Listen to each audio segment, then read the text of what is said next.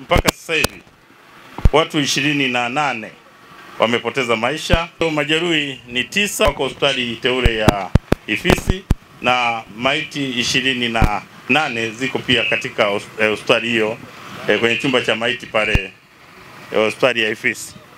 Ni kwamba mnamo tarehe 7 mwezi wa 6 mwaka 2025 majira ya saa 1:47 kwenye eneo hili la mlima Iwambi katika halmashauri ya wilaya Mbeya vijijini, kwenye barabara kuu ya kutoka Mbeya kuelekea Tunduma, gari lenye namba T830 EDP ikiwa na tela lake lenye namba T148 CTD aina ya Scania lori likiwa limebeba shehena ya unga likiwa linaendeshwa na dereva ambaye anaitwa Philipo Lighton Mwashibanda mwenye umri wa miaka 33. Huyu ni mkazi wa Tunduma katika mkoa wa Songwe, likiwa natokea Dar es Salaam. Kama nilivyosema, lilikuwa limebeba shehena ya unga.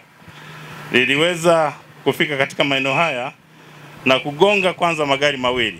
Gari mojawapo ni T257 DVP aina ya Mitsubishi Rosa iliyokuwa na abiria, ambayo sasa ndio humo tumepata majeruhi pamoja na vifo. Lakini pia na gari nyingine T185 DMF aina ya Toyota Light Ice na kutumbukia kwenye eneo hili la Kolongo kwenye mto huu Mbalizi na kukita kwenye hili gema ambapo tupo hapa, ambayo ni kingo ya mto huu wa Mbalizi. Watu waliofariki katika ajali hiyo, wanawake ni 12 na miongoni mwao watoto ni 2 kwenye jinsia hiyo ya kike. Lakini wanaume sasa ni 16 na kati ya hao kuna watoto wa kiume 2. Kwa hiyo hadi sasa ninavyoongea, katika hao marehemu walio katika ile hospitali ya Ifisi 18 wamekwisha tambuliwa na ndugu zao, na wakati huo watu 9 bado hawajatambuliwa. Kwa hiyo katika ajali hiyo majeruhi ni 9 kama nilivyokwisha sema, wanaume ni 7, wanawake ni 2. Kwa hiyo miongoni mwa majeruhi ambao nimesema ni dereva wa gari hili pamoja na gari lile la Mitsubishi Rosa.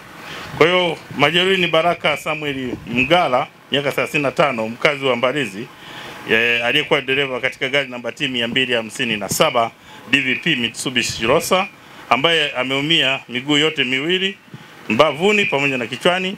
Lakini dereva Philipo Lighton Mwashibanda mwenye umri wa miaka 35, huyu mkazi wa Tunduma, aliyekuwa anaendesha gari hili ambalo mnaliona hapa hili lori, yeye amevunjika mguu wa kushoto.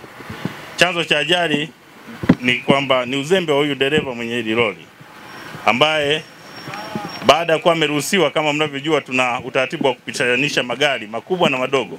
Baada ya kuruhusiwa, yeye alitoka kule kwenye eneo ambalo tunaegesha magari na akapita kwenye hii barabara kwa mwendo ambao nafikiri ulikuwa ni mkali, na akashindwa kulimudu hili gari, na matokeo yake akafika akagonga haya magari madogo ambayo yalikuwa yanamalizia ruti sasa kuingia stendi na kusababisha vifo hivi. Kwa hiyo mpaka sasa hivi huyo dereva niliyemtaja yuko hospitalini, pamoja kwamba yuko kwenye matibabu, lakini tunaendelea kumshikilia kwa hatua zaidi za kisheria.